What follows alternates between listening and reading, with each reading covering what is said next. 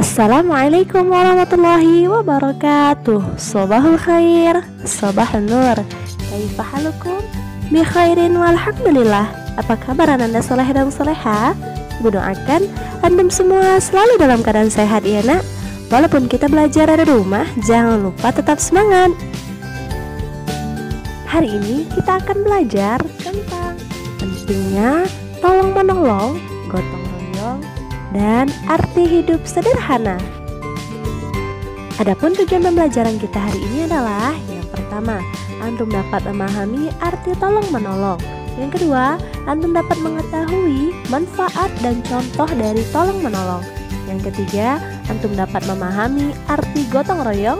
Yang keempat, antum dapat mengetahui manfaat dan contoh gotong royong.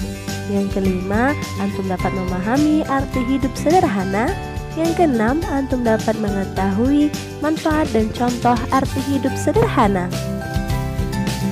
Sebelum kita mulai belajar dan untuk mendapatkan berkah dari Allah, yuk sama-sama kita baca basmalah.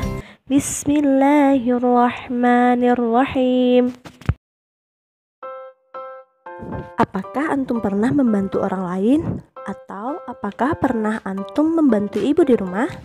Nah, tolong menolong adalah sikap saling membantu untuk meringankan kesulitan atau beban orang lain dengan ikhlas tanpa mengharap imbalan atau balas jasa. Tolong menolong juga dapat dilakukan dengan perkataan, tenaga, dana, makanan, atau yang lain. Ternyata, tolong menolong memiliki segudang manfaat. Di antaranya, yang pertama, dapat mempererat persaudaraan dan persatuan. Yang kedua, menumbuhkan sikap rukun antar sesama. Yang ketiga, memiliki banyak teman. Yang keempat, meningkatkan rasa peduli sesama. Dan masih banyak lagi manfaat dari tolong menolong. Berikut ini adalah contoh tolong menolong. Yang pertama, tolong menolong di rumah. Bisa dengan membantu ibu membersihkan rumah, membantu ibu memasak, membantu ayah membersihkan halaman, dan masih banyak lagi contoh tolong menolong yang kita lakukan di rumah.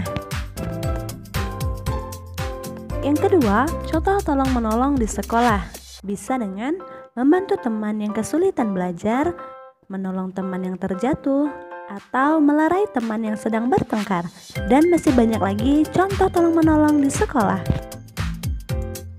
Contoh tolong menolong yang ketiga yaitu tolong menolong di masyarakat. Bisa dengan membantu tetangga atau menolong korban bencana. Manusia adalah makhluk sosial, artinya manusia tidak dapat hidup sendiri dan membutuhkan bantuan orang lain. Maka dari itu, kita harus saling tolong menolong agar tercipta kerukunan antar sesama. Gotong royong.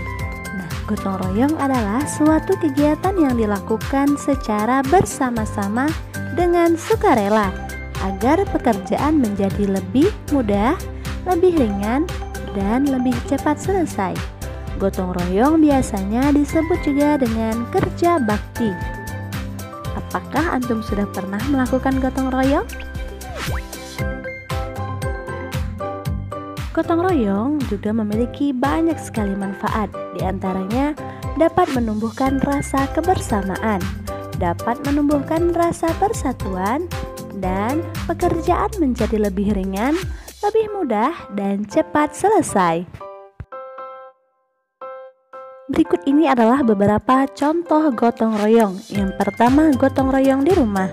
Bisa dengan membersihkan halaman bersama-sama keluarga, atau bisa juga membereskan mainan bersama adik atau kakak.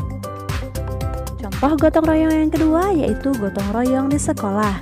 Bisa dengan membersihkan kelas bersama-sama atau menjaga fasilitas sekolah bersama.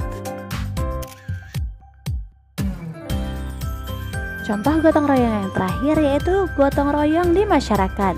Bisa dengan membangun masjid bersama-sama, membersihkan lingkungan bersama-sama, atau bisa juga dengan membangun jalan bersama.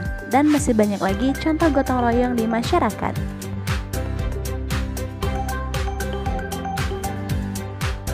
arti hidup sederhana?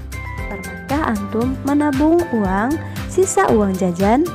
Berarti antum sudah berhemat ya? Nah, arti hidup sederhana adalah hidup yang sesuai dengan kebutuhan atau keperluan dan tidak berlebihan dalam menggunakan uang atau harta. Dengan hidup sederhana, kita dapat melatih disiplin, teratur, cermat, hemat, serta terhindar dari sifat mubazir yang sangat dibenci oleh Allah. Hidup sederhana memiliki banyak sekali manfaat, di antaranya: pertama, kita menjadi senantiasa bersyukur kepada Allah. Yang kedua, kita dapat mengutamakan kebutuhan daripada keinginan. Yang ketiga, kita tidak berlebih-lebihan atau boros. Yang keempat, terhindar dari hutang. Dan yang kelima, memiliki tabungan sendiri.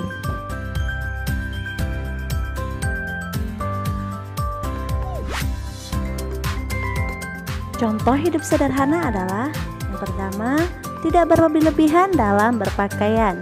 Yang kedua, tidak berlebih-lebihan dalam makan dan minum. Yang ketiga, tidak berlebihan dalam membelanjakan harta. Yang keempat, rajin menabung. Yang kelima, suka berbagi. Dan yang keenam, tidak suka pamer.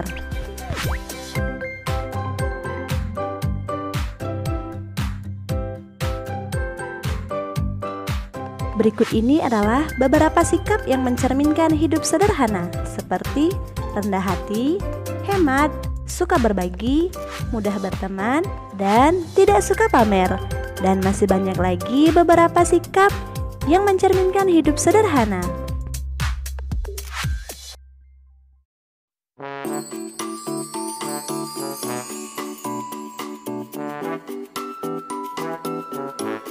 Demikianlah pembelajaran kita hari ini. Semoga bermanfaat dan semoga antum semua mudah memahaminya ya nak.